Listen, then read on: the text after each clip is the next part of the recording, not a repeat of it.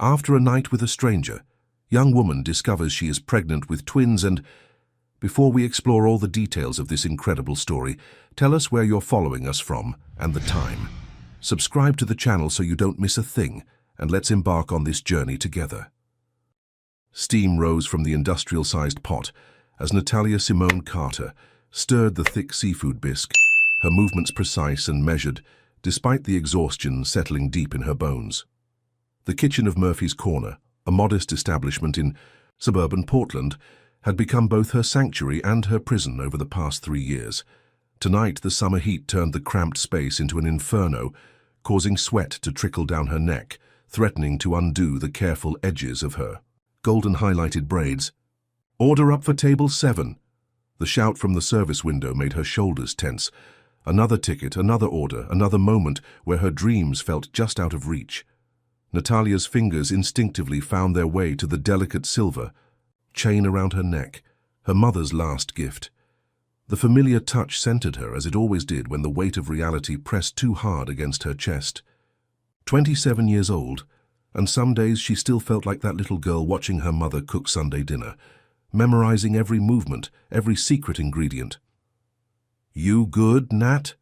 Miguel, the line cook, shot her a concerned glance as he passed by with a stack of clean plates.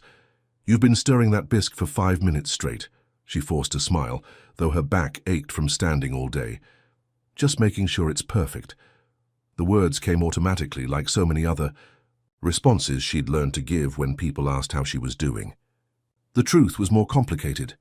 The pile of unopened bills in her apartment told one story.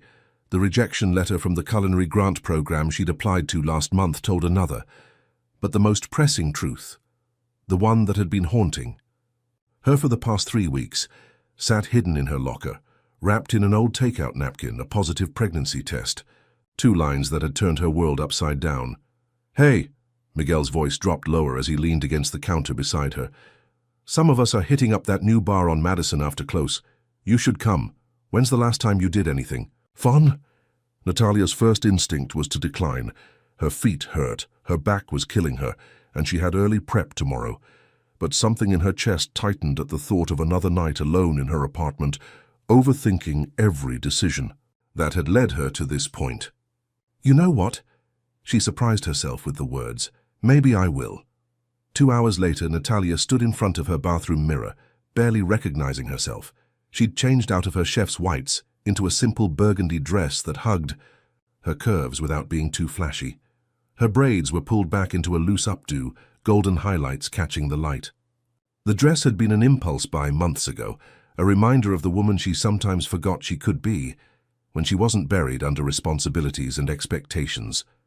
The bar turned out to be more upscale than she'd expected, with exposed brick walls and warm lighting that made everyone look like they belonged in a magazine. Miguel and the others quickly dispersed into the crowd, leaving Natalia perched at the bar, nursing a club soda that she'd asked the bartender to dress up like a cocktail. "That's an interesting choice." The voice came from her left, warm and deep like honey over gravel.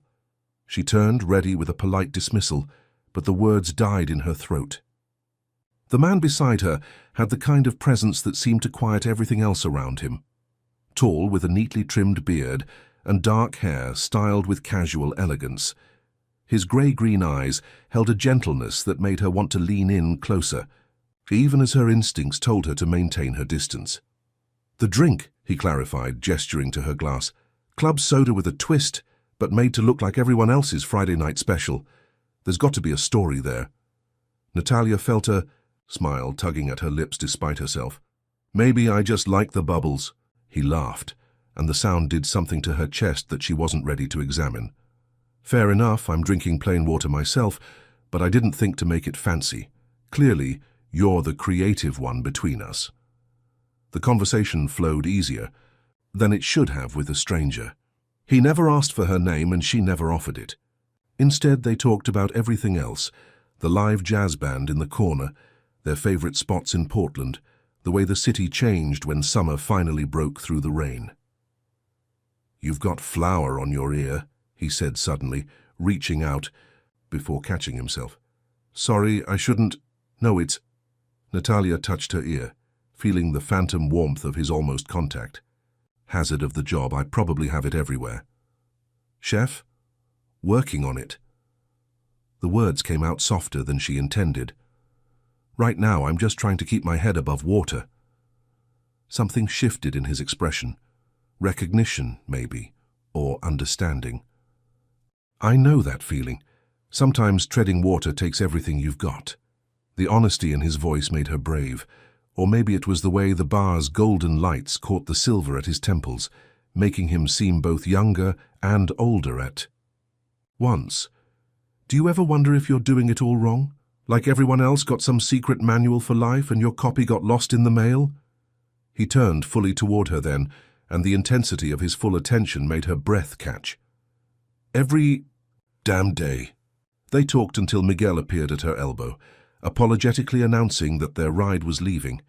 The stranger stood as she gathered her purse, and for a moment Natalia thought he might ask for her number. Part of her wanted him to. A bigger part was grateful when he didn't. Thank you, she said instead, meaning it more than she could explain. For making tonight feel real, he finished when she trailed off. Yeah. Thank you too. Walking away felt like leaving something unfinished, but maybe that was the point. Some moments weren't meant to be stretched into something they weren't.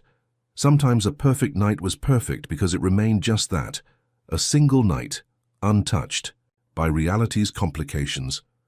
Later, lying in bed with one hand resting on her still flat stomach, Natalia replayed the evening in her mind. She thought about paths not taken and choices that chose you back.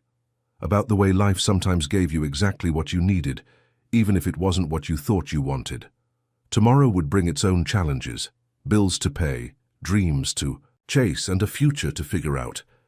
But tonight, she let herself remember the stranger's laugh, the almost touch, the way his eyes had seen past her careful defenses. Tonight, she let herself believe that maybe, just maybe, she wasn't as alone as she sometimes felt. She fell asleep with her mother's necklace clutched in her hand, dreaming of grey-green eyes and possibilities. Natalia's apartment bathroom felt impossibly small as she stared at the ultrasound appointment card in her trembling hands. 6 weeks. The numbers seemed to dance before her eyes, mocking her carefully laid plans. The morning sickness had gotten worse over the past week, forcing her to sprint to the employee bathroom between prep tasks, earning concerned looks from her co-workers. A knock at her front door made her jump. "Nat, your car's outside, so I know you're in there." Evie's voice carried through the thin walls, familiar and demanding. Natalia quickly tucked the appointment card into her makeup bag. "Coming!" She gave herself one last look in the mirror, straightening her shoulders. The woman staring back at her looked the same as always, yet somehow completely different. When she opened the door, Evie Patterson swept in like a fashion magazine come to life, her honey-colored eyes sharp beneath perfectly arched brows. Today she wore a cream blazer over a rust-colored silk top, gold bangles jingling at her wrists. 3 unreturned calls. Really? I'm sorry, I've been busy. Yeah, you've been busy a lot lately. Evie's tone softened as she took in Natalia's appearance. You look tired, babe. And you never miss our Sunday brunches. What's really going on? The concern in her best friend's voice nearly broke Natalia's resolve. They'd been inseparable since 3rd grade when Evie had shared her lunch after bullies had knocked Natalia's tray to the ground. Through every milestone, every heartbreak, every triumph, they'd been each other's constant. But now, looking at Evie's perfectly ordered life, her rising career in fashion, her immaculate apartment in the nice part of town, her 5-year plan complete with vision boards, Natalia felt the words stick in her throat. Just working extra shifts, she managed. Trying to save up, you know? Evie's fingers went to her ring, twisting it absently, a tell she'd had since high school whenever she sensed someone wasn't being completely honest. For the culinary program? Something like that. Natalia moved toward the kitchen, needing distance. Want some tea? What I want is my best friend back. Evie followed, her heels clicking on the linoleum. You've been different since that night you went out with your work crew. Did something happen? Natalia focused on filling the kettle, grateful for the excuse to keep her back turned. Nothing happened. It was just drinks. Then why won't you... Look at me? The kettle clattered against the burner as Natalia's hands shook. She gripped the counter, feeling suddenly light-headed. The room tilted dangerously. Nat? Evie's voice seemed to come from far away. Oh my God, Natalia! Strong arms caught her before she hit the floor. Somehow, she found herself sitting on her worn couch, Evie's worried face swimming into focus. When was the last time you ate? Evie demanded, already reaching for her phone. I'm ordering delivery, and don't you dare argue. I'm pregnant. The words fell into the space between them like stones into still water. Evie's hand froze mid-dial, her expression cycling through shock, confusion, and something else, something that looked uncomfortably like disappointment. What? Evie's voice was barely a whisper. How? When? Remember that night at the bar? Natalia's laugh held no humor. Turns out it was more eventful than I let on. The night you barely told me anything about. Evie's tone sharpened. The one time you go out without me and... She cut herself off, taking a deep breath. Who is he? I don't know his name. You don't know his name. Each word fell like an accusation. That's not like you, Nat. You're the responsible one, the planner, the one who... The one who what? Natalia pushed herself up straighter, anger giving her strength. The one who never takes risks, never steps out of line, never disappoints anyone?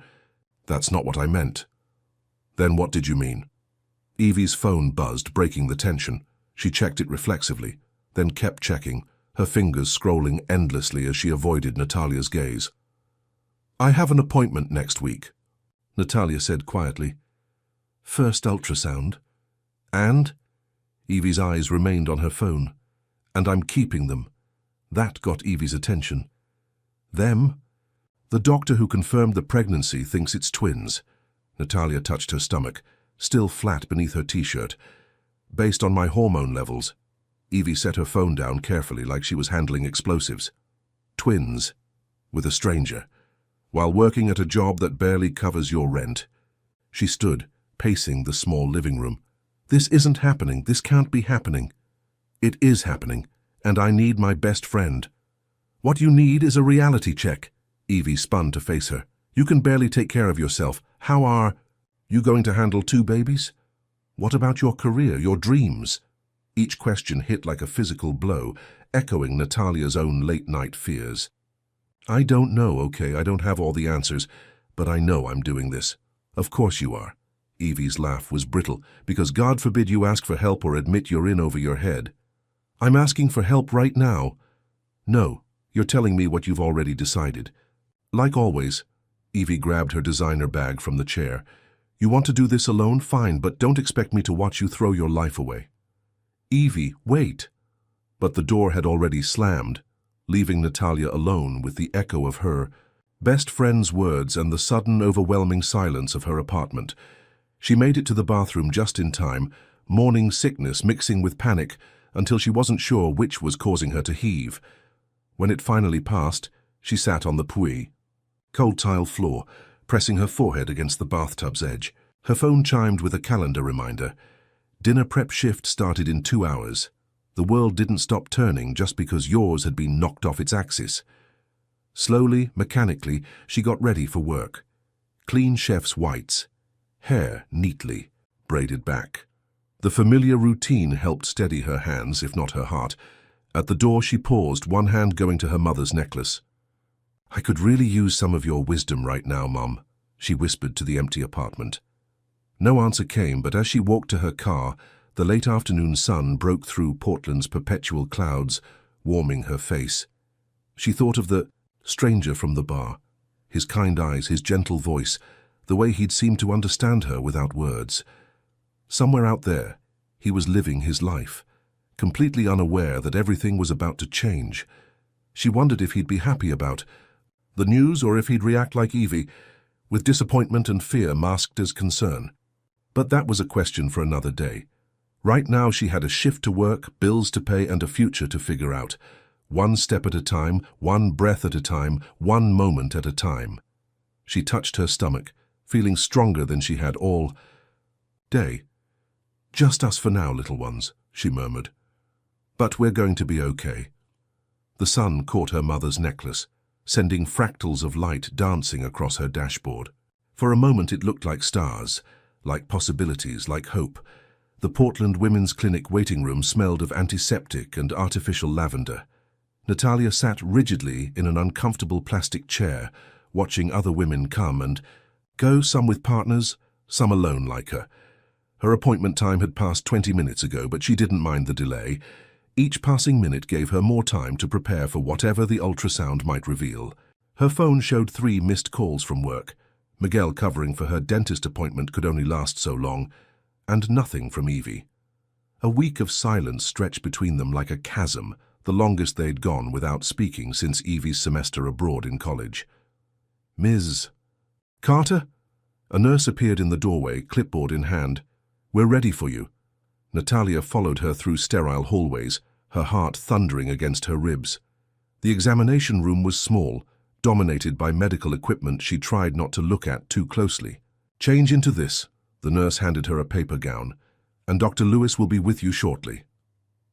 Alone, Natalia changed quickly, folding her clothes with careful precision. Her mother's necklace caught the fluorescent light, and she pressed it between her palms like a prayer. Please let them be healthy, she whispered to the empty room. A knock at the door made her jump. Come in, she called, expecting Dr. Lewis, the kind-faced woman who had confirmed her pregnancy 2 weeks ago. Instead, a man in hospital scrubs stepped through the door, head bent over a chart. Hi, I'm filling in for Dr. Lewis today. The chart lowered and time seemed to stop. Grey-green eyes met hers, widening with recognition. The same eyes that had haunted her dreams for weeks now stared back at her from above a surgical mask. You, she breathed. Caleb, she finally had a name to put to the face that lived in her memory, stood frozen in the doorway, his complexion notably paler beneath his neat beard. The chart in his hands trembled slightly before he steadied it. He cleared his throat. I'm not supposed to be here. Natalia pulled the paper gown tighter around herself, suddenly achingly aware of her vulnerability. Clearly. No, he stepped back, professional training visibly warring with personal shock. I'm a paramedic. I'm just shadowing the OB department today as part of a cross-training program. I'll get the actual doctor. Wait. The word escaped before she could stop it. He paused, one hand on the door handle. The silence between them crackled with unspoken words. How far along? He asked finally, his voice gentle. 8 weeks. Natalia watched his quick mental calculation, saw the moment everything clicked into place. Twins, apparently. He swayed, slightly, reaching for the counter to steady himself. Twins? You should sit down. I should get the doctor. Caleb. His name felt strange on her tongue, intimate and foreign all at once. He looked at her sharply, surprise flickering across his features. Your ID badge, she explained, gesturing to the card clipped to his scrubs. Caleb Monroe. Natalia Carter, he read from her chart, a small smile touching his eyes above the mask. We did this backward, didn't we? A laugh bubbled up in her, chest borderline hysterical. Just a bit. He pulled a rolling stool closer but didn't sit, maintaining a careful distance. I have about 1,000 questions. I have about 1,001 answers, but she nodded toward the door. Maybe we should do this somewhere I'm not wearing paper. Right. Yes, of course. He ran a hand through his hair, messing up the careful styling. I'm off at 6. There's a coffee shop across the street. Unless you don't want to, I understand if you'd rather not. 6 works. He nodded, relief visible in the relaxation of his shoulders. I'll get Dr. Martinez. She's excellent, the best, in the department. Caleb, he paused again at the door. Thank you for not running. Something complicated passed across his face. I'm done running, he said quietly, and somehow she knew he meant more than just from this situation. The next hour passed in a blur. Dr. Martinez was indeed excellent, her calm professionalism helping Natalia through the awkwardness of the examination. But it was the grainy image on the ultrasound screen that took Natalia's breath away. 2 tiny flickering heartbeats, strong and steady. Everything looks perfect, Dr. Martinez assured her, printing out several copies of the ultrasound. Would you like me to send one to your primary care physician? Yes, please. Natalia couldn't take her eyes off the images. Perfect. They were perfect. Back in her own clothes, she sat in her car until her hands stopped shaking. The ultrasound photos lay on the passenger seat. Concrete evidence that this was all real. She was having twins. And their father was no longer a nameless stranger, but a paramedic named Caleb Monroe, who looked at her like she was both a miracle and a complication. The hours until 6 crawled by. She called Miguel to apologize for the extended absence, making up a story about dental complications. Then she drove home, showered, changed, and stood in front of her closet, having an existential crisis about what to wear to tell someone they were going to be a father. She finally settled on a simple blue dress that made her feel both comfortable and confident. Her braids were fresh, done just yesterday, the golden highlights catching the late afternoon sun as she made her way to the coffee shop. Caleb was already there, changed out of his scrubs into dark jeans and a charcoal Henley that made his eyes look more green than grey. He stood when he saw her, pulling out her chair with an automatic courtesy that spoke of ingrained habits. "I got you herbal tea," he said as she sat. "Chamomile, it's supposed to be good for—" He gestured vaguely. "Everything." "Thank you." She wrapped her hands around the warm mug, grateful for something to hold on to. So. He mirrored. Her pose, his own coffee untouched. "I don't know where to start. How about with why you're really shadowing the OB department?" A shadow crossed his face. "Direct, okay." He took a deep breath. "I was a trauma response paramedic. 8 months ago, I lost a patient, a pregnant woman in a car accident. I froze. Just for a second, but—" He stared into his coffee. "I took some time off. When I came back, I requested cross-training in every department that scared me. OB was at the top of the list." Natalia reached across the table before she could stop herself, touching his hand. He started at the contact, but didn't. "Pull away." "Your turn," he said softly. "Why didn't you try to find me?" "Would you have wanted to be found?" "Yes." The speed and certainty of his answer surprised them both. "I mean, I think so. That night, it meant something. You meant something." "It was one night." "It was more than that." His fingers curled around hers. "You know it was more than that." She pulled the ultrasound photos from her purse, sliding them across the table. "Well, now it's definitely more than that." He studied the images with the focus of someone trying to memorize every detail. "Twins," he breathed. "I still can't believe— Are you okay? Do you need anything? I want to help, but I don't want to overstep." "I don't know what I need," she admitted. "I haven't told many people, just my best friend, and that didn't go well." "Tell me about it." So she did. About Evie's reaction, her fears about work, her dreams of culinary school now seeming impossibly distant. He listened without interrupting, his thumb tracing absent patterns on her palm. "What do you want?" he asked when she finished. "Best case scenario, what would make this easier?" The question caught her off guard. Everyone else had told her what to do, what to think, what to feel. No one had simply asked what she wanted. "I want—" Her voice cracked. "I want to not be scared all the time.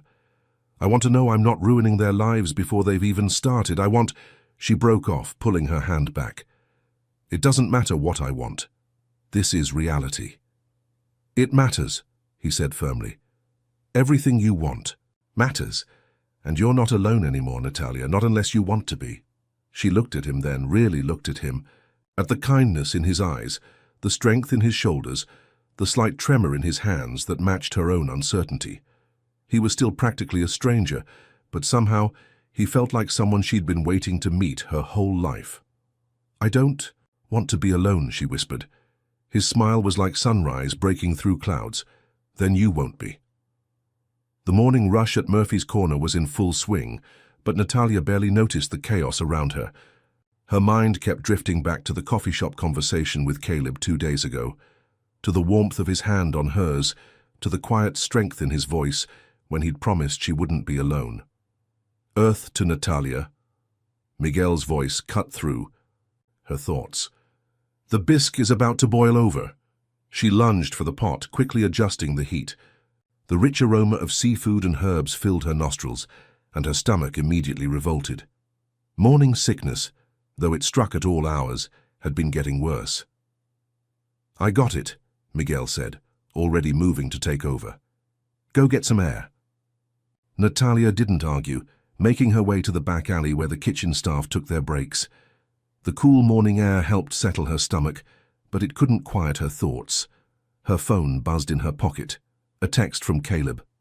Just finished. Night shift. Thought about you all night. Dinner tonight. They'd been texting since the coffee shop. Careful messages that danced around the enormity of their situation. Each one felt like building a bridge between who they'd been that first night and who they needed to become. Can't tonight, she typed back. Working dinner service. Then, after a moment's hesitation, but I'm free tomorrow. His response came quickly. Perfect, I'll cook, unless you don't trust a paramedic in the kitchen. Despite everything, she smiled. Brave words to a professional chef. I contain multitudes, and I make a mean lasagna. The back door creaked. Open, and Miguel stepped out, concern etched on his features. You okay? You've been off lately. Natalia pocketed her phone, guilt gnawing at her stomach alongside the morning sickness. Miguel had been covering for her more and more, asking fewer questions than she deserved. I'm pregnant, she said quietly, the words getting easier with each telling. Twins. Miguel's eyes widened, then softened with understanding. The mystery. Man from the bar, she nodded. Does he know? He does now. She leaned against the brick wall, suddenly exhausted. He wants to be involved. And you? What do you want? I want... She closed her eyes, remembering Caleb's question in the coffee shop. What did she want? I want to give them their best chance. I want to figure out how to be a mother without losing myself. I want to not feel like I'm drowning. Miguel was quiet for a long moment. You remember when I first started here?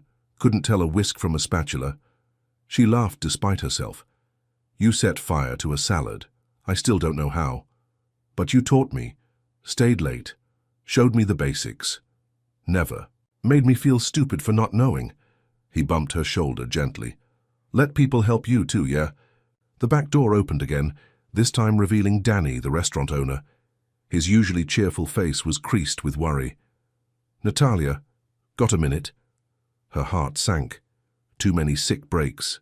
Too many covered shifts. She followed him to his small office, preparing her explanation. Sit, please. Danny gestured to the chair across from his desk. We need to talk about your hours. I know I'm cutting you back to prep shifts only. The words hit like a physical blow. Prep. Shifts paid less, had fewer hours. Danny, please, I need the dinner service. The tips are not worth you collapsing in my kitchen. His voice was kind but firm. Miguel told me you've been sick, doctor's appointments, long breaks. I'm not firing you, Natalia. I'm trying to help. By cutting my income? She hated the tremor in her voice. By keeping you and my customers safe. He slid a paper across the desk. New schedule. Mornings only. Regular breaks. Full benefits. And a small raise to help offset the lost tips. She stared at the paper, throat tight. Why? Because 10 years ago, my wife worked through her entire pregnancy, 60-hour weeks, on her feet all day, lost the baby in her 7th month. His eyes were distant with old pain. I'm not letting that happen in my kitchen. Not when I can prevent it. Natalia touched her stomach, the twins suddenly feeling more real, more fragile. I'm not even showing yet. But you will be, and you'll need support. He smiled gently. We take care of our own here, remember? She nodded, unable to speak. The new schedule would mean tighter finances, but the benefits. Health insurance alone would make a huge difference. Thank you, she managed finally. Just promise me one thing. Danny stood, coming around the desk. When these babies are born, bring them by. Every kitchen needs a next generation to corrupt. The rest of her shift passed in a blur. By the time she got home, exhaustion had settled deep in her bones. She barely made it to the couch before collapsing. Her phone chimed with another text from Caleb. Just woke up. Dream about you. Both. Love you, all three of you. Still getting used to that part. The simple honesty of it made her chest ache. She found herself dialing before she could think better of it. He answered on the first ring. Hey. Hey. She curled into the corner of her couch, pulling a blanket around her shoulders. Bad day. Could use a friendly voice. Tell me. So. She did. About the morning sickness, the schedule change, Danny's story. Caleb listened, offering quiet support and the occasional question. I don't know, he said when she finished. My apartment has a real kitchen. Not just for tomorrow's dinner, but whenever you want it. For practice. For your recipes. For anything. The offer hung between them, weighted with possibility.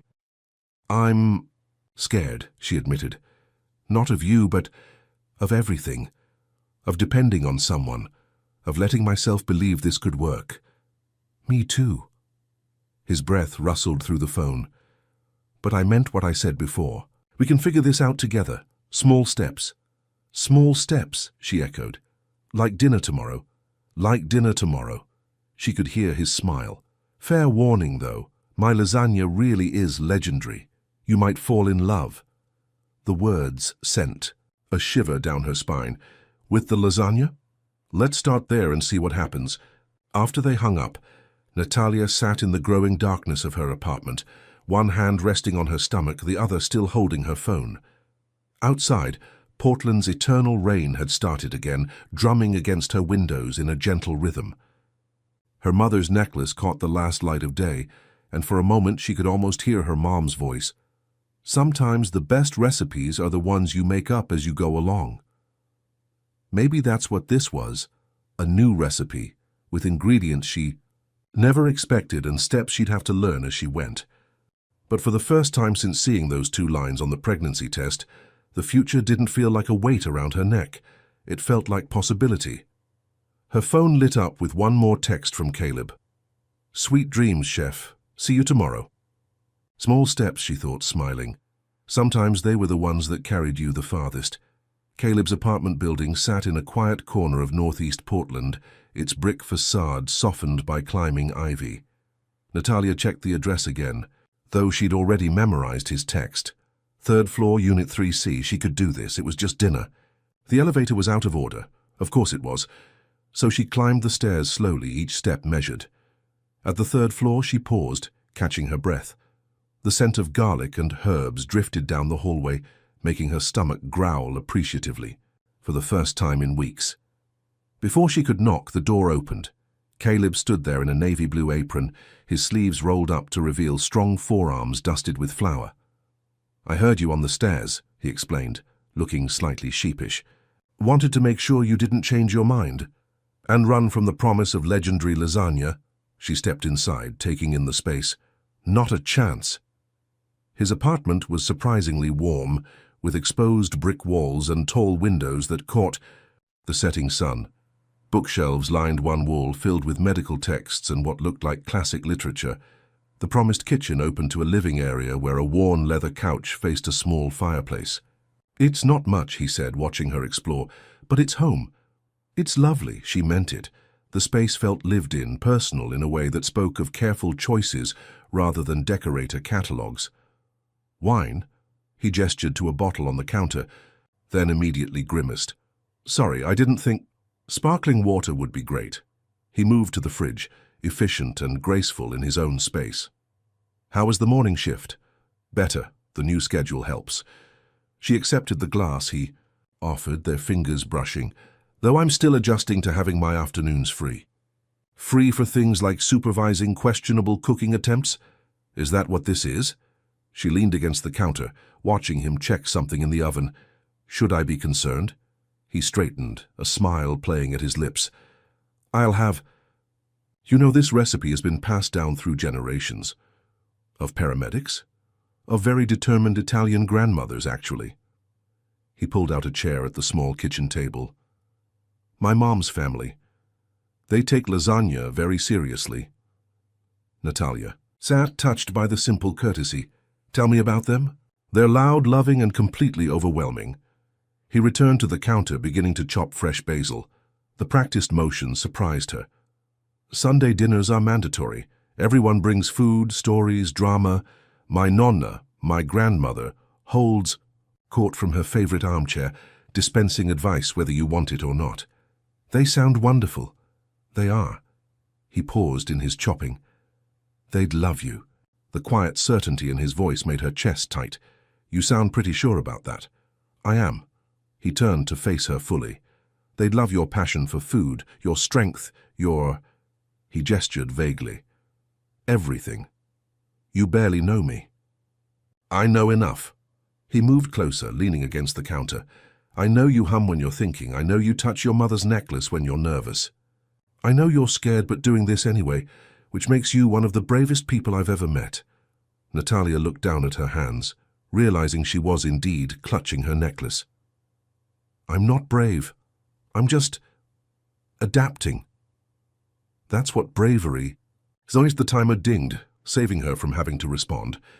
Ready to test my grandmother's legacy? The lasagna was, as promised, incredible. Layers of pasta, sauce, and cheese melted together perfectly, the fresh basil adding brightness to the rich flavors. Natalia found herself going back for seconds, much to Caleb's obvious delight. Okay, she admitted, setting down her fork. I'm impressed.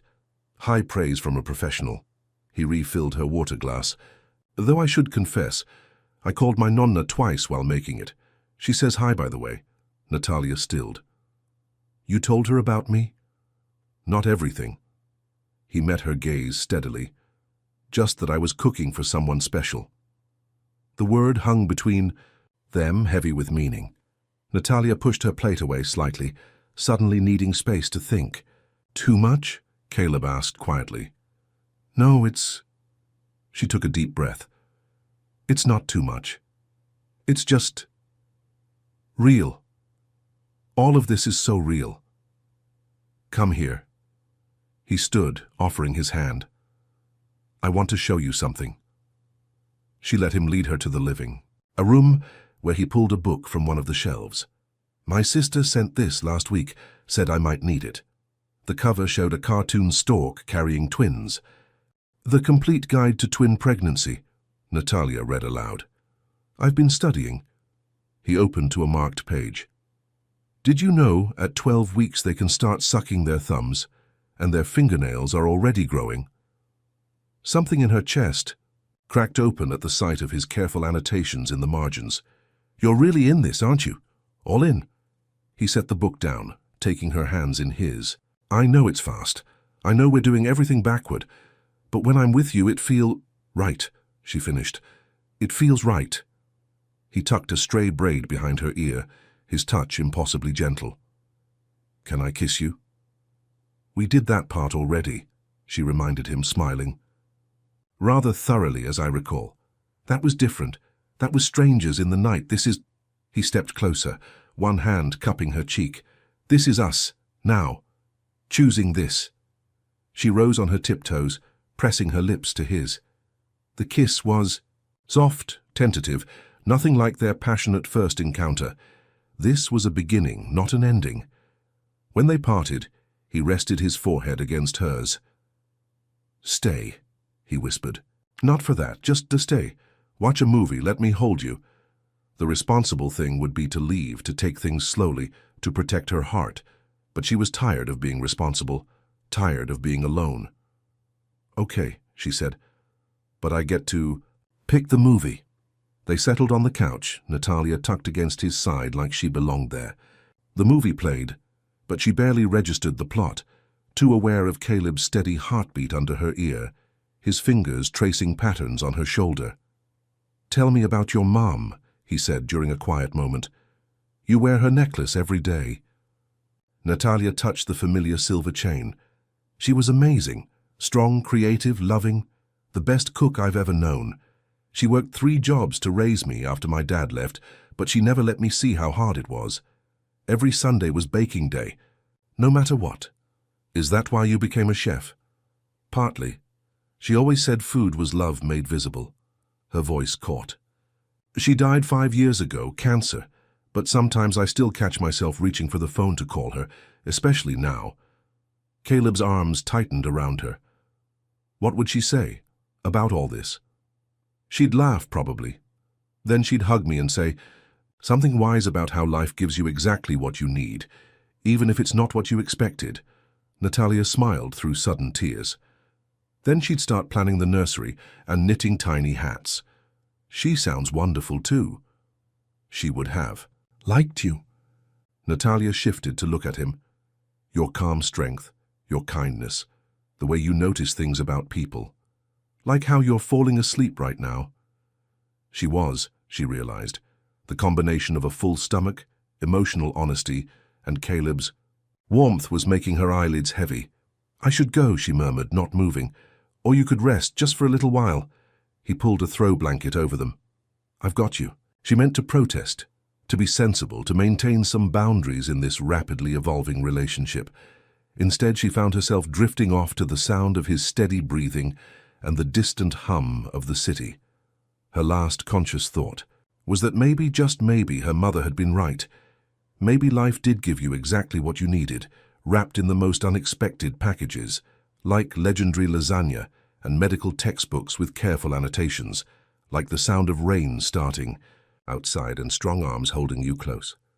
Like falling in love, slowly and then all at once with the father of your children. Like coming home to a place you'd never been before. Caleb stared at the trauma room doors, his hands trembling slightly as he peeled off his latex gloves. The tout call had seemed routine at first, a minor car accident, nothing he hadn't handled hundreds of times before, but then he'd seen her. Dark hair, pregnant belly, blood on the steering wheel. For a moment, he was 8 months in the past, frozen in place while a woman's life slipped away under his hands. Monroe. Dr. Harrison's voice cut through his spiral. Patient stable, clean head lack, minor concussion. Baby's heartbeat is strong. You did good. He nodded mechanically, but the praise felt hollow. He hadn't frozen this time, but he'd felt the old panic rising, threatening to overwhelm him. If his partner hadn't been there... His phone buzzed. In his pocket, a text from Natalia. Lunch, I made too much pasta salad, definitely not on purpose. The simple message anchored him back to the present. 3 weeks had passed since their dinner at his apartment, weeks filled with shared meals, late-night conversations, and a growing certainty that somehow, impossibly, this could work. On my way, he texted back. Need to shower first. Had a rough call. Her response was immediate. I'm at the park by Murphy's. Take your time. I've got sunshine and carbs waiting. 30 minutes later, freshly showered and changed into civilian clothes, Caleb found Natalia sitting on a checkered blanket under a massive oak tree. She wore a flowing sundress that made her braids shimmer golden in the dappled light, and his breath caught at the sight of her. That bad, huh? She asked as he dropped onto the blanket beside her. She must have read something in his expression. Car accident, mother and baby. They're fine, but... He accepted the container she handed. Him, the pasta salad colorful with cherry tomatoes and fresh herbs. I almost couldn't handle it. Natalia set down her own food, giving him her full attention. What happened? Nothing. Everything. He pushed the pasta around with his fork. 8 months ago, I lost a patient. Pregnant woman. Car crash. I hesitated, just for a second, and she bled out. Her baby, too. I can still hear her husband screaming in the waiting room. Oh, Caleb. She reached for his hand, twining their fingers together. I took leave after that. Couldn't trust myself in the field. Today was the first similar call since I've been back, and He squeezed her hand. I keep thinking about you, about them. His free hand moved to her stomach, still flat but now carrying their shared future. The thought of anything happening. Hey! She shifted closer, pressing his palm more firmly against her abdomen. We're right here, safe, present. He nodded, letting out a shaky breath. Under his hand, he imagined he could feel the tiny lives they'd created, though he knew it was too early. I haven't told you everything, he said quietly, about why I froze that day. Natalia stayed silent, waiting. My sister, the one who sent the twin book, she lost a baby 5 years ago. 3rd trimester. I was with her when it happened, but I couldn't do anything, just hold her hand while she... He swallowed hard. Ever since then, pregnant patients trigger something in me, this fear that I'll fail them too. Is that why you requested OB rotation? Exposure therapy, sort of. Face the fear head on. He managed a small smile. Didn't expect it to lead me to you. Life's funny that way. She opened her bag, pulling out a slightly crumpled envelope. Speaking of unexpected things, I have something to show you. Inside were more ultrasound photos, newer than the ones from their first reunion. The images were clearer now, two distinct shapes becoming recognizable as tiny humans. 12-week checkup, she explained. Everything's perfect. They're growing, exactly as they should. Caleb studied the photos with wonder, his earlier anxiety receding. They look like actual babies now. The doctor said they're about the size of limes. Natalia's voice held a mix of awe and amusement, which explains why none of my pants fit anymore. He looked up sharply. You're showing? Barely. Just a little roundness that could be too much pasta. She smoothed her dress over her stomach. But it's there. Without thinking, he leaned over and kissed her. She tasted like summer and herbs and possibility. When they parted, her eyes were soft with understanding. We're okay, she whispered. All four of us. A child's laughter from the nearby playground caught their attention. A little girl with braids like Natalia's was being pushed on a swing by her father, her joy echoing across the park. I want that, Caleb said suddenly. Not just being present for appointments or sharing meals. I want everything. Middle of the night, feedings, first steps, playground duties. I want to be a real father. Even though we barely know each other, we're learning. He tucked a stray braid behind her ear. Every day we learn more. Like how you stress bake at midnight and I can't sleep without reading first. How you believe in signs from the universe and I believe in backup plans. How we both want to be better than our fears.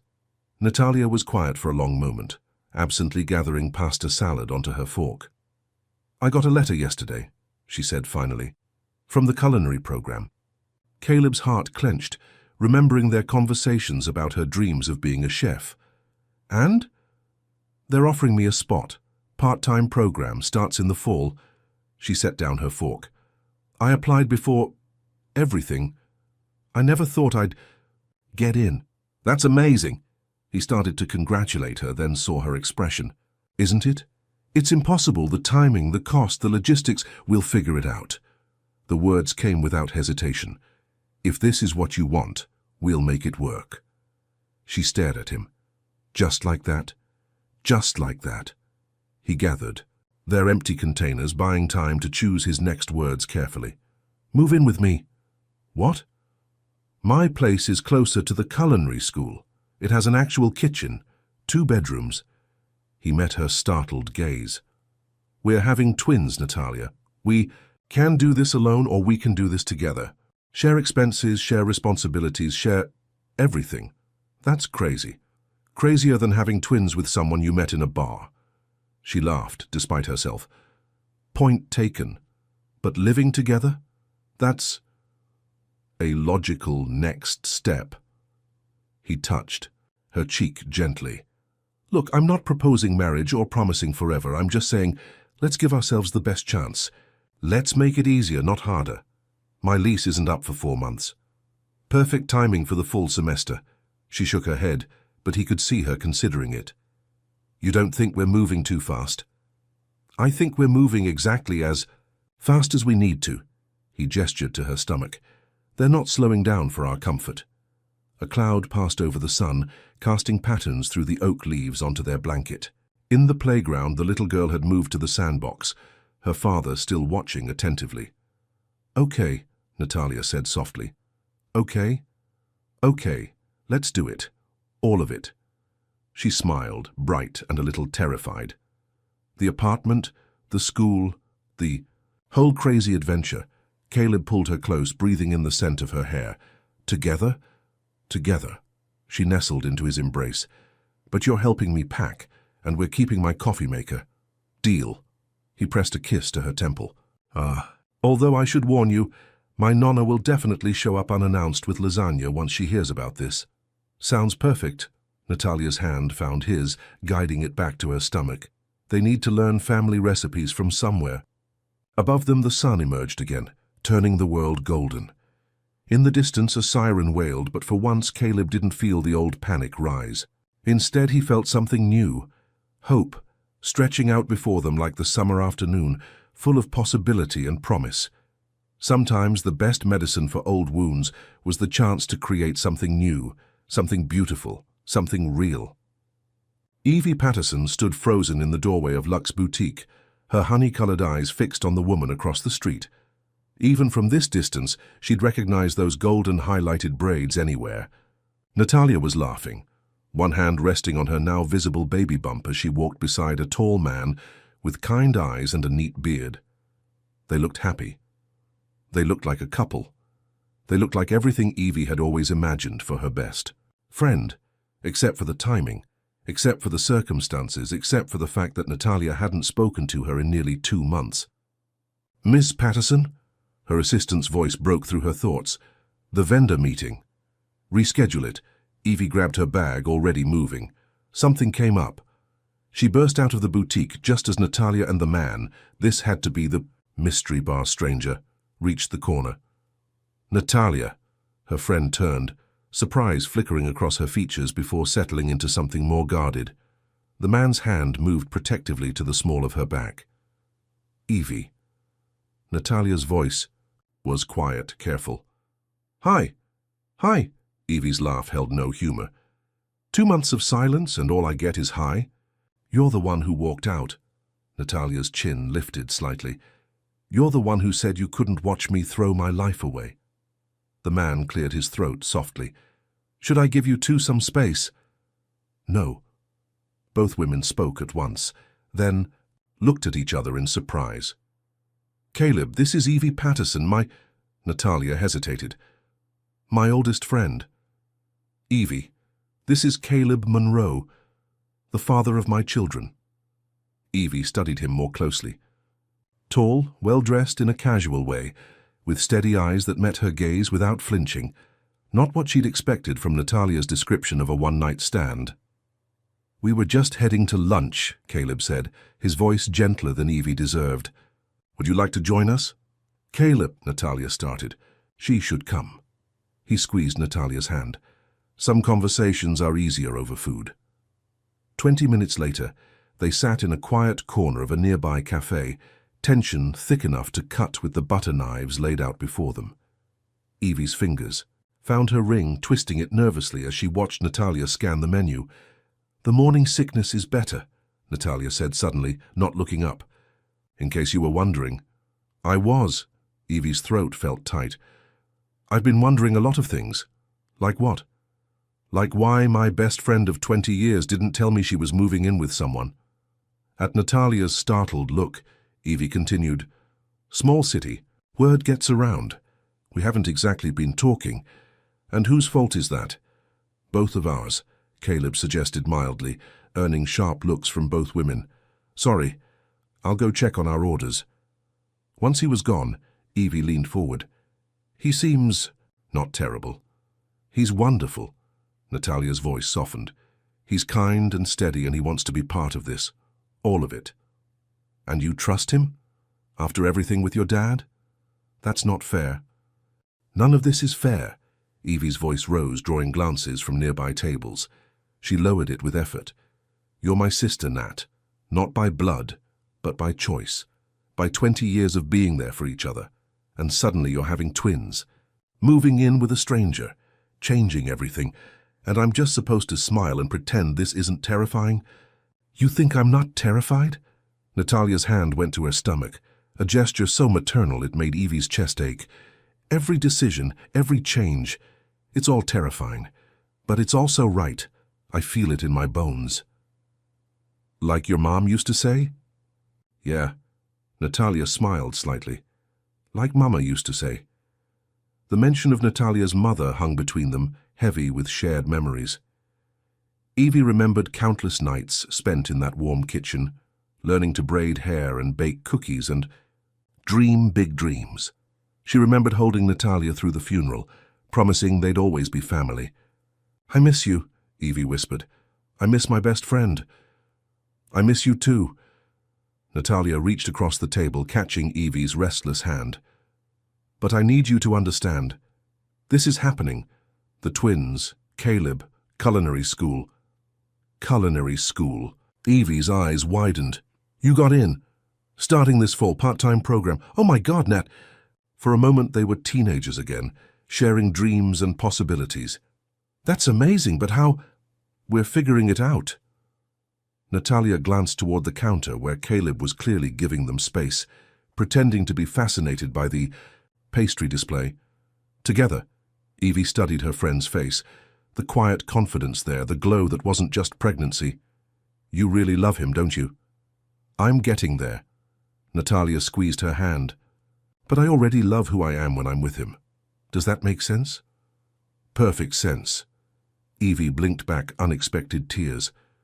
Your mum would be so proud of you. She'd be proud of both of us. Natalia's own eyes glistened. And she'd tell us to stop being stupid and fix this. We're fixing it now, aren't we? Getting there, Natalia smiled. Small steps. Caleb chose that moment to return, bearing plates of food. Everything okay here? Getting there, Evie echoed, meeting his eyes, properly for the first time. Thank you for taking care of her. We take care of each other. He set a plate of chocolate cake between them. And I heard stress isn't good for godmothers. Evie's fork clattered against her plate. What? Natalia laughed at her expression. Well, someone needs to teach these babies about fashion and dramatic exits and emergency spa days, Evie added, her voice thick, and how to make their Aunt Evie's famous margaritas when they're much, much older. They both laughed then, the sound carrying away months of hurt and misunderstanding. Caleb watched them with a small smile, his hand finding Natalia's under the table.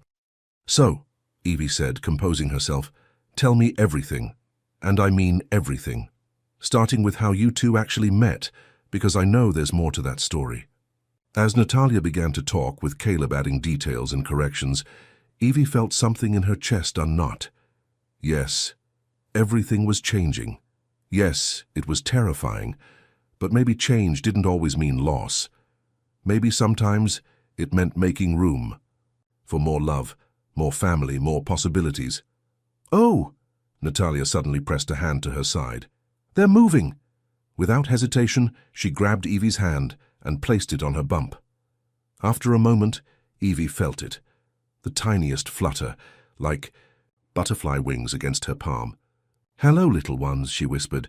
Your Aunt Evie is here, and she's not going anywhere. The promise felt right, settling into her bones like one of Mama Carter's old recipes. Some ingredients might change, some methods might need adjusting, but the core remained the same. Love, family, presence. Looking at Natalia's radiant smile and Caleb's protective watchfulness, Evie knew she was witnessing something rare and beautiful. A family being born, not just of blood or circumstance, but of choice and courage and second chances. And she was. Part of it.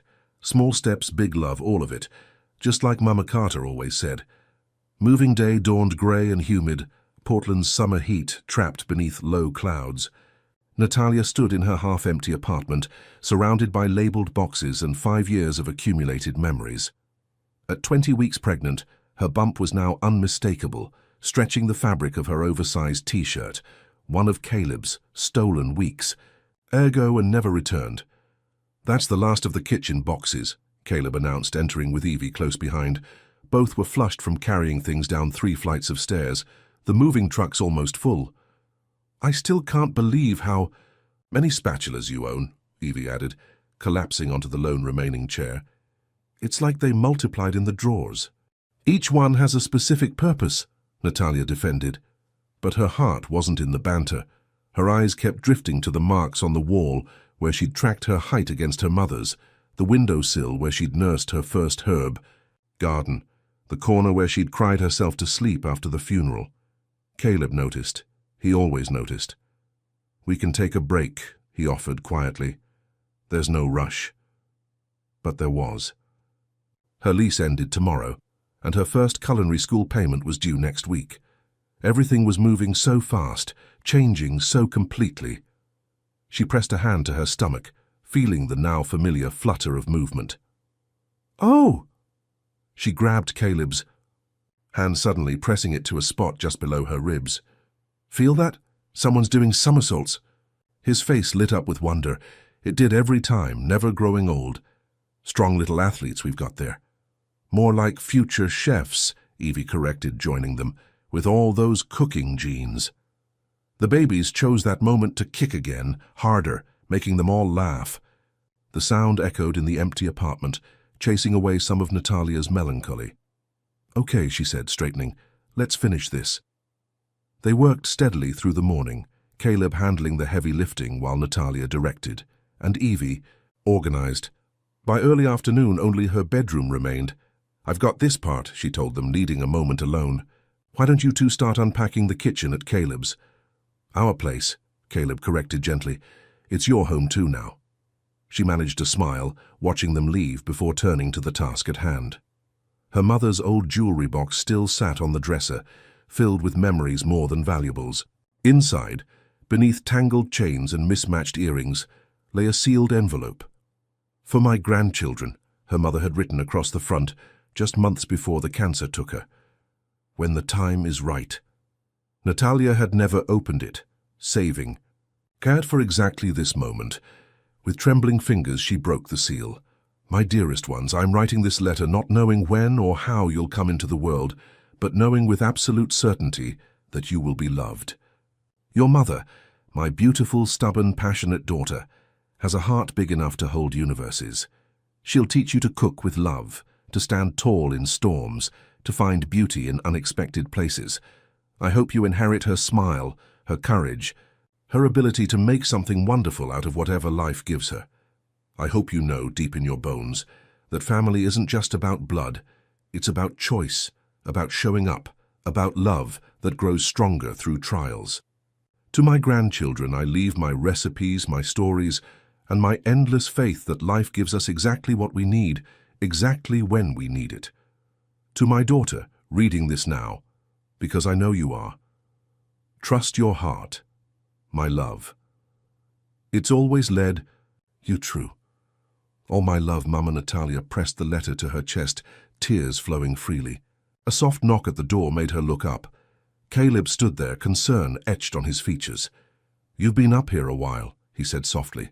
"Everything okay?" She held out the letter wordlessly. He read it quickly, his own eyes growing suspiciously bright. "She would have loved you," Natalia whispered. "Your quiet strength, your gentle heart, the way you make everything feel possible." He crossed the room in 2 strides, gathering her close. "Tell me about her? About growing up here?" So, she did. About Sunday baking sessions and late-night talks. About learning to make pie crust and life decisions. About the time she and Evie had tried to sneak out but got caught because they couldn't stop giggling. As she talked, they packed the last of her things, photo albums, recipe books, the jewelry box with its precious letter. Each item wrapped carefully in paper, each memory preserved. "Ready?" Caleb asked finally, picking up the last box. "Almost."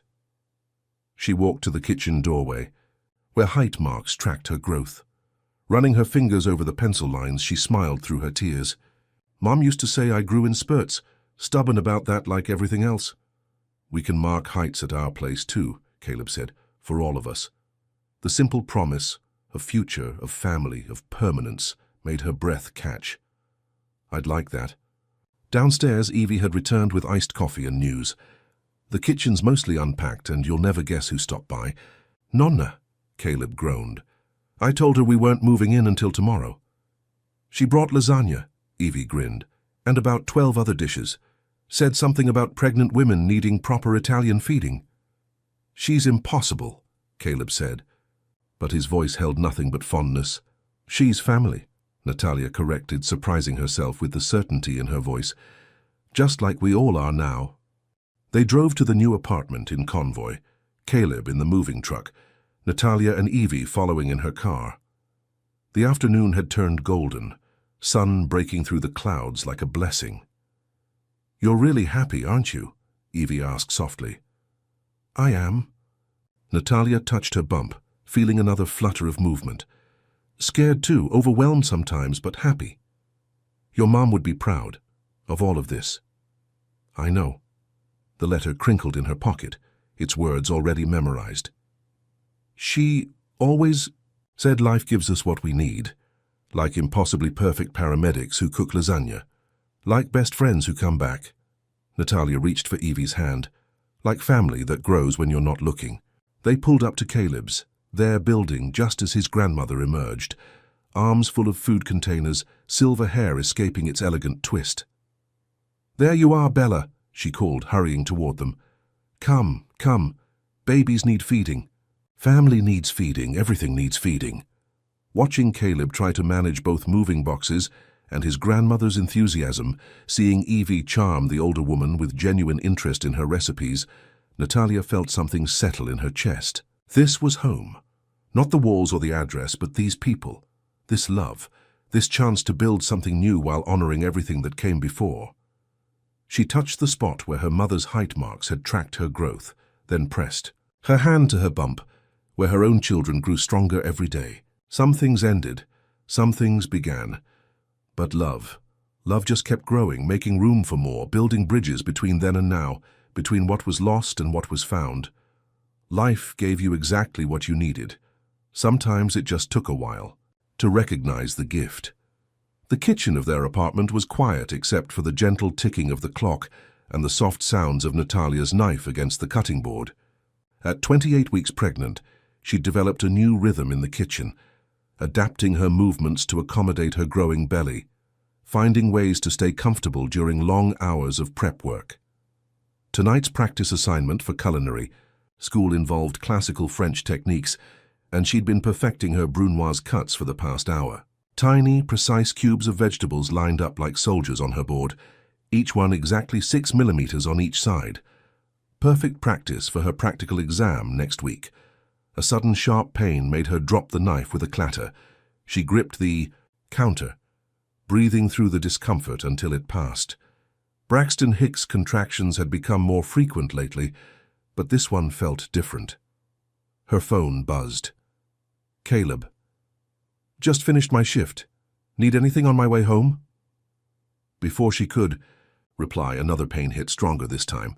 When it passed, she noticed a puddle at her feet that hadn't been there before. No, she typed with shaking fingers, but come straight home. Something's wrong. The next 20 minutes were a blur of pain and fear. She managed to call her doctor, who calmly but firmly instructed her to get to the hospital immediately. 28 weeks was too early, far too early. Caleb burst through the door just as another contraction gripped her. He took in the scene in an instant, his paramedic training kicking in even as fear flickered across his features. How far apart? He asked, already gathering her hospital bag. 6 minutes? She wasn't sure anymore. Everything was happening. Too fast. Caleb, it's too early. I know, love. He helped her up, his touch steady despite the tremor in his voice. But we've got the best NICU unit in Portland. Remember the tour? The drive to the hospital was torturous. Every bump made Natalia wince. Every red light felt like an eternity. Caleb kept one hand on her knee, murmuring quiet encouragement even as he broke several speed limits. In the emergency room, everything accelerated. Doctors crowded around, speaking in urgent tones about preterm labor and magnesium sulfate. Through it all, Caleb never left her side, his hand anchoring her to reality. I need to examine you, Dr. Martinez said, her usual warmth tempered by professional focus. Mr. Monroe, you might want to step out. He stays. Natalia gripped Caleb's hand harder. Please. The examination was quick but thorough. Dr. Martinez's expression gave nothing away until she finished. Good news, she said finally. Your cervix isn't dilated. We caught it early.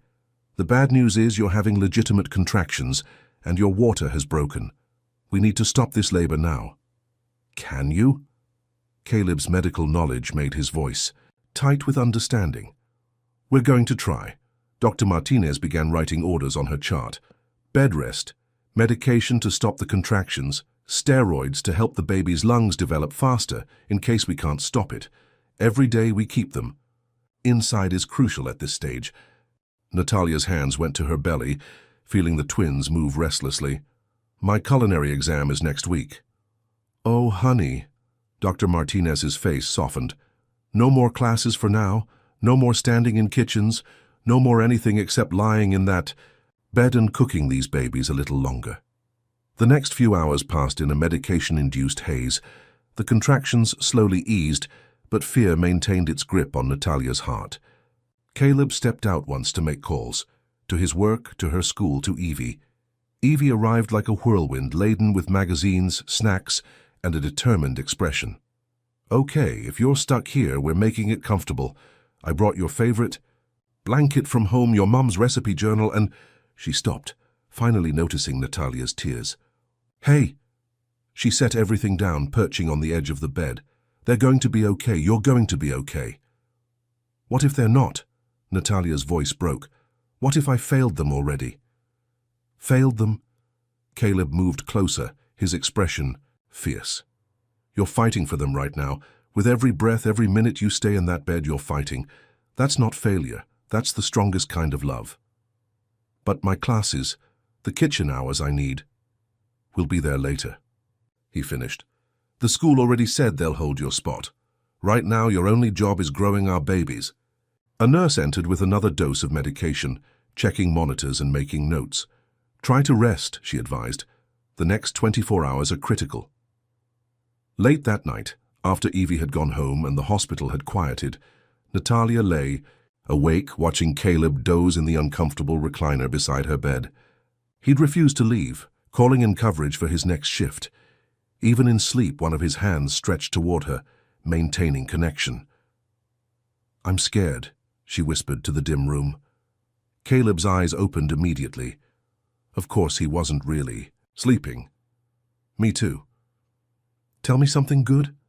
She needed distraction from the beeping monitors, from the weight of fear on her chest.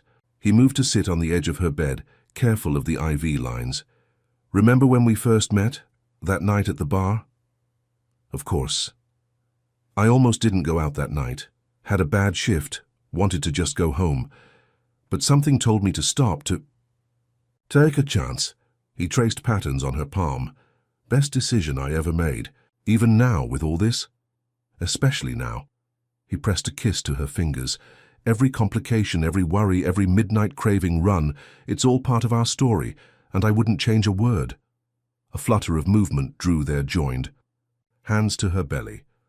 Both twins seemed to be doing somersaults, perhaps responding to the medication or just reminding their parents they were still fighting too.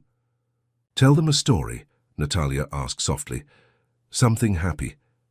Caleb thought for a moment, then smiled. Did I ever tell you about my first cooking lesson with Nonna? I was 6. Decided I was going to surprise my mum with breakfast.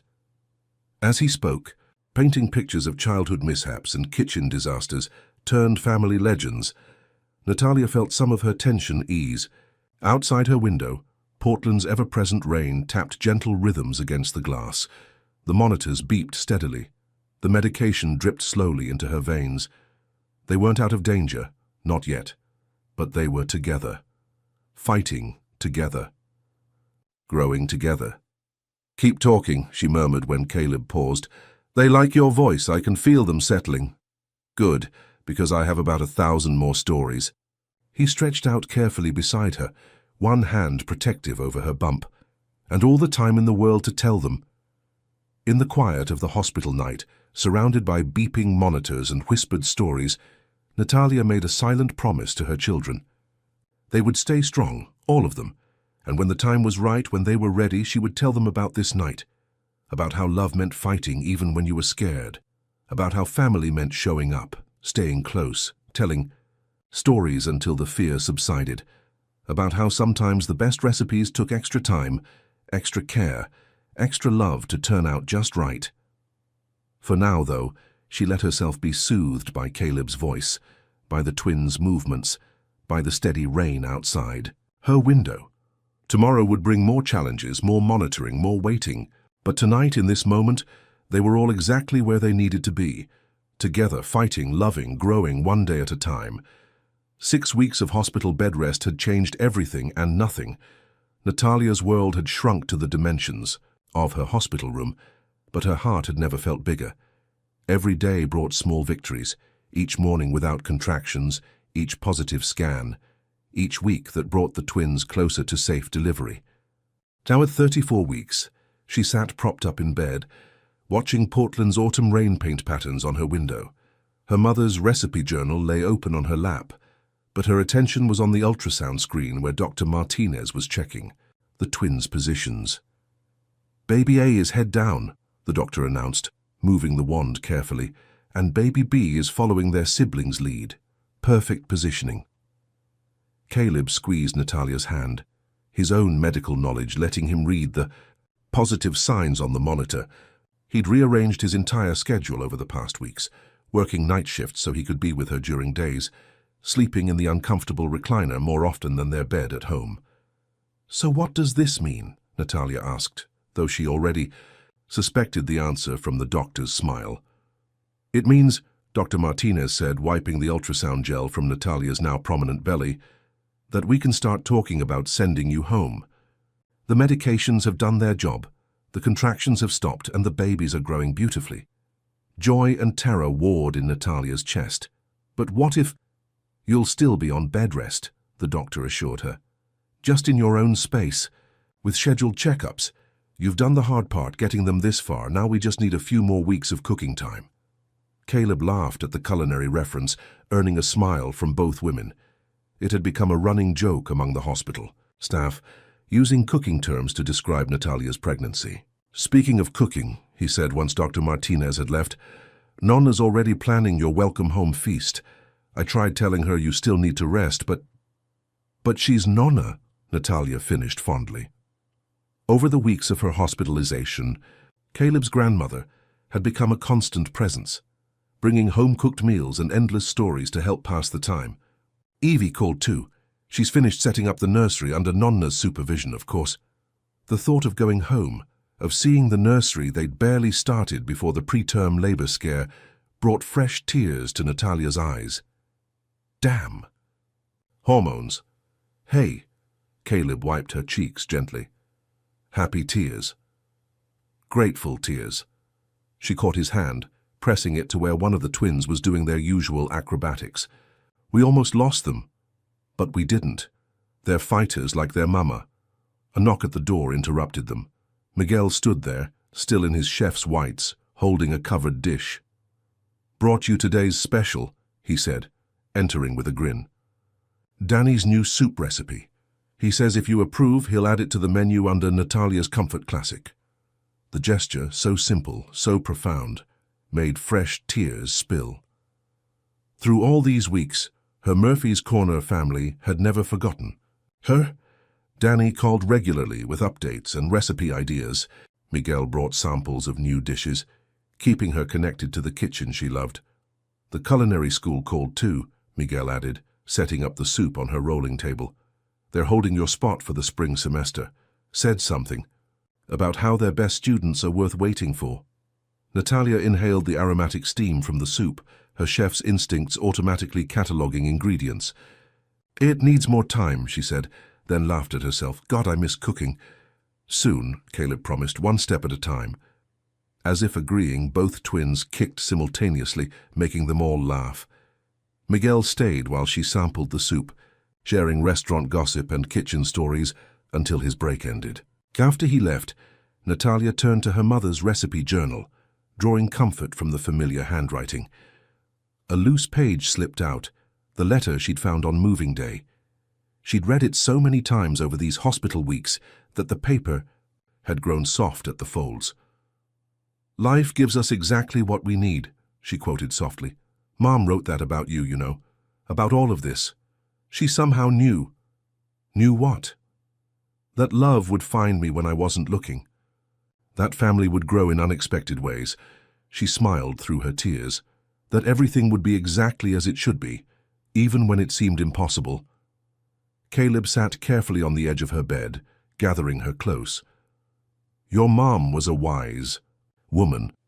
She would have loved all of this, the drama, the romance, She gestured to her belly. The literal fruit of unexpected bar meetings. He laughed, then grew serious. I have something to show you. Been waiting for the right moment. From his jacket pocket, he pulled out a small velvet box. Natalia's breath caught. It's not what you think, he said quickly. Well, not exactly. He opened the box, revealing her mother's necklace, the one she hadn't been allowed to wear in the hospital, now transformed. The delicate silver chain held 3 small birthstones, her mother's, her own, and what would be the twins. Evie helped me design it, he explained. Your past, your present, your future, all connected. Caleb, she touched the stones with trembling fingers. I'm not proposing. Not yet. That's a conversation for when we're ready, when everything's settled.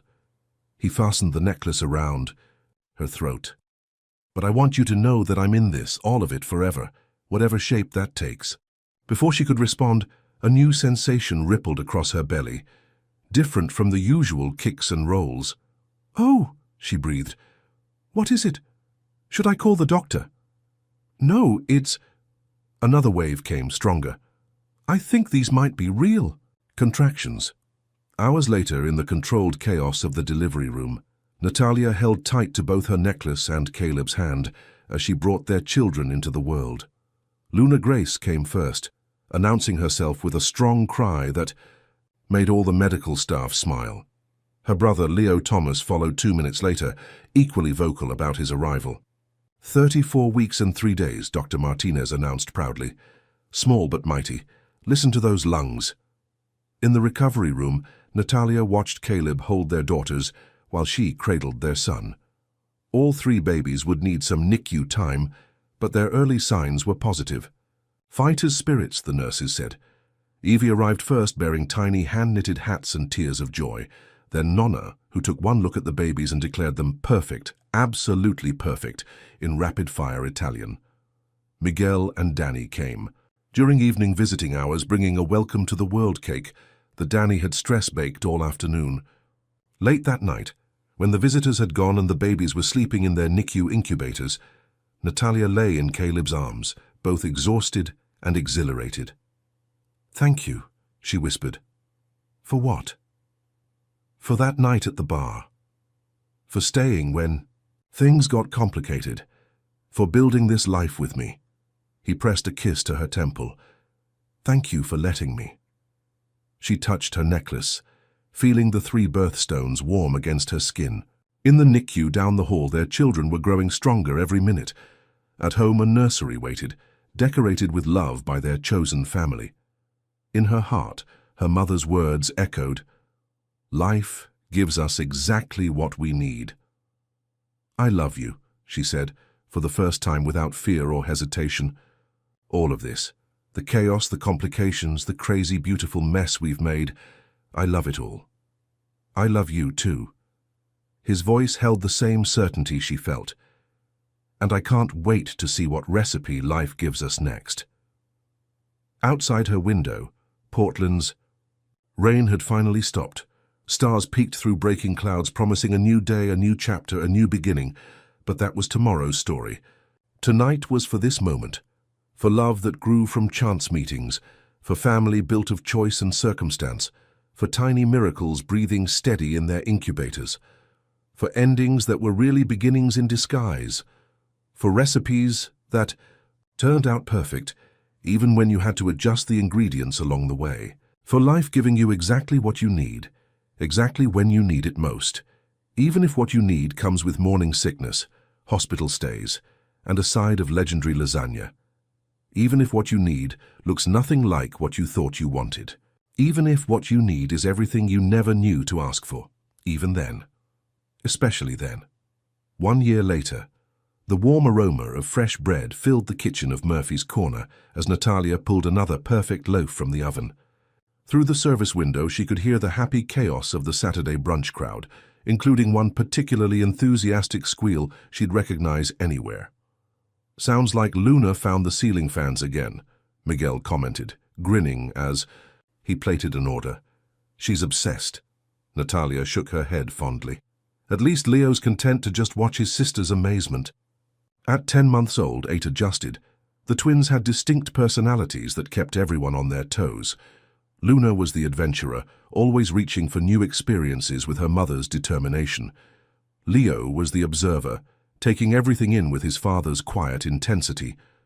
5 minutes, Danny called from his office. Everyone ready? Today wasn't just any Saturday at Murphy's Corner. It was the official launch of their new weekend cooking classes, Natalia's project, born from her recently completed first semester at culinary school. The restaurant had transformed, adding a teaching kitchen where she could share her passion with others, while maintaining the flexible schedule her family needed. "Mama!" Luna's voice carried through the kitchen, followed by the sound of Caleb's laughter. "I've got them," Evie's voice assured. "You focus on your class." Natalia touched her necklace, now bearing 5 birthstones instead of 3, with the twins added alongside the others. Through the service window, she caught glimpses of her family. Caleb in his day-off clothes, bouncing Leo on his hip, while Luna climbed him like a jungle gym. Evie, stylish as ever, documenting everything on her phone. Nonna, holding court at her regular table, already teaching the twins to say più formaggio whenever pasta was served. "Ready?" Danny appeared beside her, pride evident in his smile. Natalia surveyed her workspace, mise en place perfectly arranged, recipe cards printed, her mother's journal open to the family bread recipe they'd be starting with. "Ready," she confirmed. The teaching kitchen filled quickly with eager students. As Natalia began her introduction, she caught Caleb's eye through the window. He gave her a thumbs up, mouthing the words that had become their daily reminder. Small steps, big love. Life hadn't given them what they'd expected. It had given them something better, a recipe for joy, written in midnight cravings and morning sickness, in hospital stays and homecomings, in tiny hands reaching for ceiling fans and bigger hands, holding on through every storm, because sometimes the best recipes were the ones you never planned to make. Sometimes the most perfect ingredients were the ones that surprised you. And sometimes, just sometimes, life knew exactly what you needed, before you did, even if what you needed came with a side of legendary lasagna. The end between braids and scars shows us that sometimes life presents us with the greatest gifts in the most unexpected moments. Natalia found love, family, and her true path when she least expected it. What about you? Have you ever experienced a moment when something that seemed like an accident of fate turned into the best thing that could have happened in your life? How was that experience? Your participation in the channel is very important. Please leave your opinion in the comments. Thank you so much for watching until the end. If you enjoyed this story, don't forget to subscribe to the channel, leave a like, and comment your thoughts. Your participation is very important to us. See you next time.